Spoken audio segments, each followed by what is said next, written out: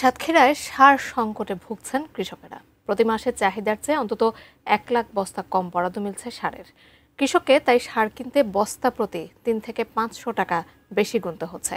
সাতক্ষীরা প্রতিনিধি জিল্লুর রহমানের পাঠানো তথ্য ছবিতে সার সংকট নিয়ে থাকছে ডেস্ক রিপোর্ট। কৃষি নির্ভর জেলা সাতক্ষীরা, সঙ্গে রয়েছে বিস্তীর্ণ মাছের ঘের। জমিতে ফসল ফলাতে যে পরিমাণ সার লাগে, মাছের ঘেরে লাগে তার কয়েক গুণ। স্বাভাবিকভাবেই সাতক্ষীরা জেলার সারের চাহিদা বেশি।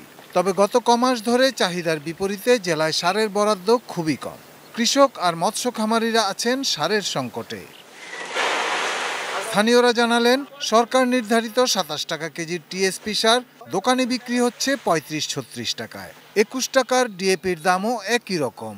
মাছের ঘেরে ইউরিয়া ও এমওপি সারের চাহিদা না থাকায় তা বিক্রি হচ্ছে নির্ধারিত দামের চেয়ে 2-3 টাকা বেশিতে। সার যখন 27 টাকা কেজি, কৃষক কেনে 30 টাকা 40 টাকা কেজি, সময়তে সার পাওয়াও যায় না। ফসল যদি না হয় তাহলে আপনার এই যে আপনারা খাবেন কি? আপনারা যেসব চাকরি বাকরি উদ্যোগতির লোক আছেন, আমরা চাষ করব, আপনারা খাবেন। ইউনিয়ন ভিত্তিক সাব ডিলাররা বলছেন, এমনিতেই সারের বরাদ্দ কম, তার উপর চাহিদা ভিত্তিক বন্টন নেই।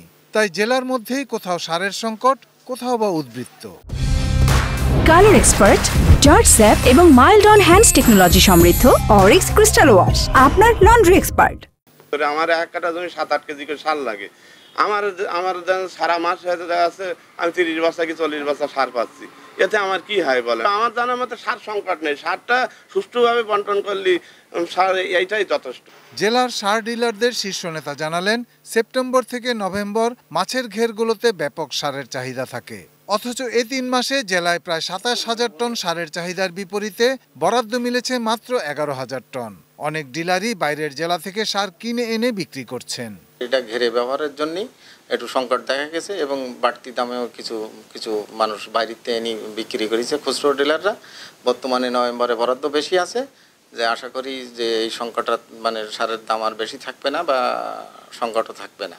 জেলায় সার সংকটের কথা অস্বীকার করে কৃষি কর্মকর্তা জানালেন, তাদের দেয়া চাহিদা মতোই সরকারি বরাদ্দ মিলছে। আমাদের সার যেখানে যেভাবে দরকার আমরা সেভাবে বরাদ্দ জন্য সরকারের কাছে চাহিদা দিয়েছিলাম। সরকারও ঠিক সেইভাবে আমাদেরকে বরাদ্দ দিয়েছে এবং সারের কোনো সাতক্ষীরায় সমস্যা হবে না বলে আমি আশা করছি। Shahidul Rana, desk report, ATN news.